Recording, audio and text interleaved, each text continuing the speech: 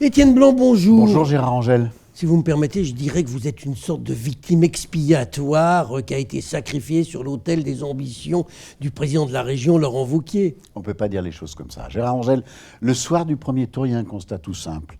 La droite et le centre ne peuvent pas gagner ni la ville ni la métropole sans alliance. Il faut faire une alliance. Donc nous avons construit cette alliance et on avait deux possibilités. La première, c'était une alliance avec David Kimmelfeld. Il a préféré se rapprocher de la gauche, des Verts et de l'extrême gauche. La seule solution, c'était une alliance avec Gérard Collomb et avec Yann Cucherat. J'ai fait le choix en toute responsabilité à Lyon de m'allier avec Yann Cucherat. Étienne Blanc, l'alliance, c'est pas Étienne Blanc-Cucherat, c'est Laurent Wauquiez, Gérard Collomb. Cucherat, il n'a pas son mot à dire dans cette affaire. Il y a eu des discussions entre Yann Cucherat et moi. Et évidemment, il y a eu des discussions entre Gérard Collomb et Laurent Wauquiez. Mais tout ça s'est fait de manière articulée, évidemment. Dites-moi, Étienne Blanc, j'ai reçu à mon domicile vos documents de campagne de cette nouvelle liste. Alors, j'avais gardé le premier tour. J'avais vu que vous aviez un programme intéressant. Il y avait plein de choses dans ce programme, des idées. Et là, je vois, il n'y a plus d'idées, il n'y a plus de programme, il n'y a plus rien. Je ne sais pas pourquoi je vote. Est-ce que c'est le programme d'Étienne Blanc au second tour? Est-ce que c'est le programme de Yann Cucherat, Gérard Collomb? J'en sais rien. D'abord, je suis très très content que vous disiez que mon programme était remarquable. Il y a 2 ans et demi de travail. On s'est associé des experts. On a fait du benchmark dans l'Europe entière pour voir comment on transformait les villes, comment on les verdissait, comment on les organisait. Donc je vous remercie de le dire.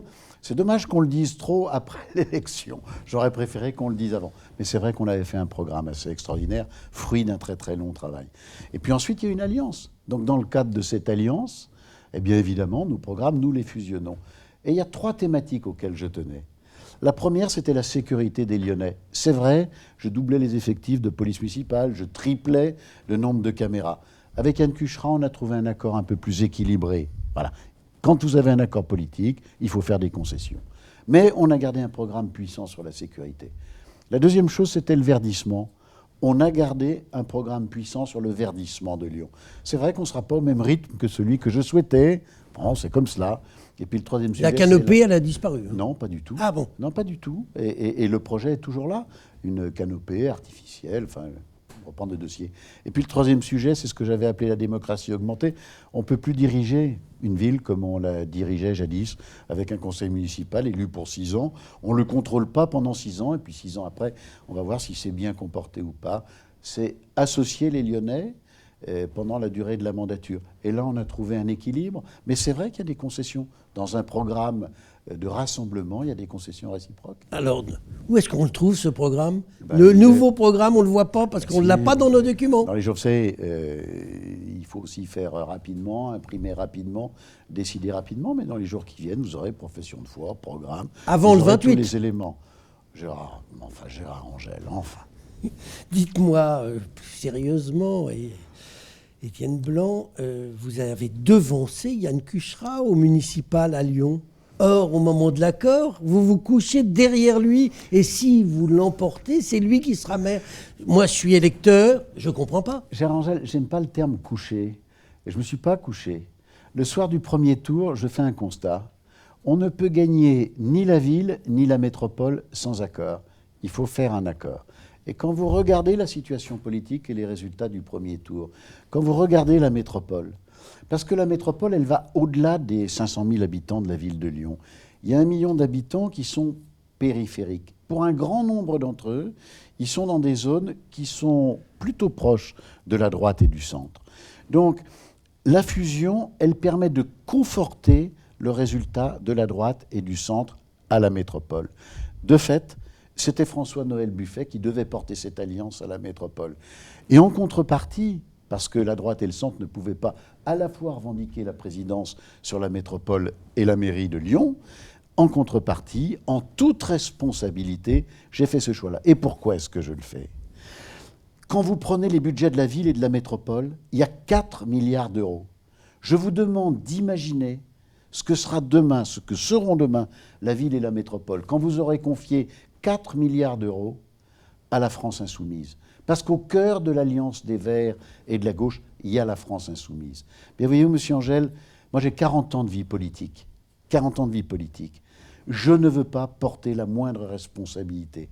d'avoir permis à la France insoumise de disposer de 4 milliards de budget sur la première métropole de France.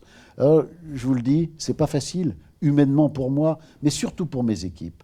Il y a 2 ans et demi d'un travail acharné. Il y a 450 réunions d'appartements que j'ai faites, mes jours et mes nuits, des week-ends entiers.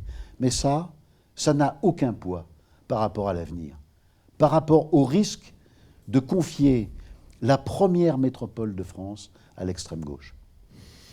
Étienne Blanc, dans le 2e arrondissement, si la liste que mène Pierre Oliver l'emporte, est-ce que c'est sûr que Pierre Oliver sera le maire ? Bien sûr, Pierre Oliver sera maire, il sera majoritaire d'abord, et il sera maire du 2e arrondissement. Autre question, pourquoi avoir retiré votre liste dans le 9e arrondissement ?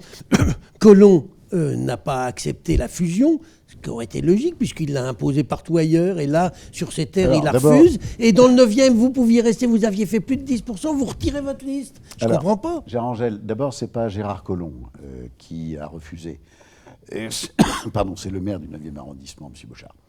Mais attendez, non, M. Bochart, maire du 9e, n'avait aucun pouvoir. Celui qui était tête de liste, c'était M. Collomb. Sauf si 50% de sa liste refuse. Et à partir de ce moment-là, il y a une difficulté. M. Bochart a fait savoir qu'il ne l'acceptait pas.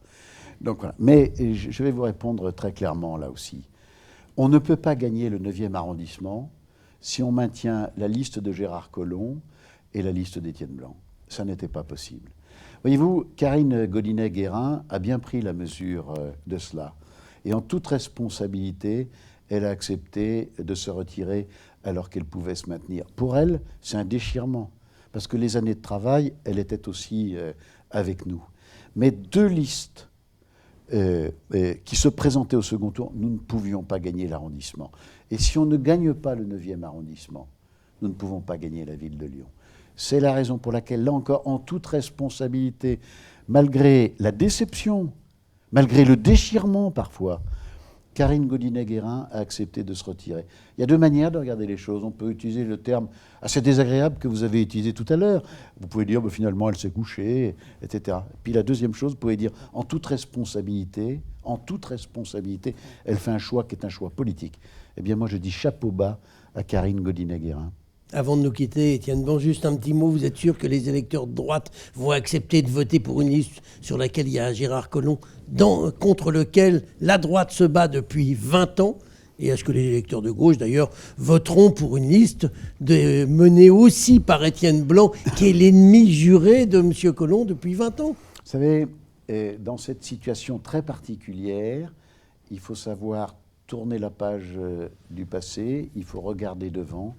Est-ce que oui ou non les Lyonnais veulent faire l'expérience périlleuse de confier leur ville et leur métropole à la France insoumise ? Je ne veux pas une surinfluence de M. Mélenchon et de sa famille politique à Lyon et sur la métropole. Eh bien, on attend quelques jours, puisque le 28, on saura ce que veulent les Lyonnais. Je vous donne rendez-vous après. Étienne Blanc, je vous remercie. Merci Gérard Angel.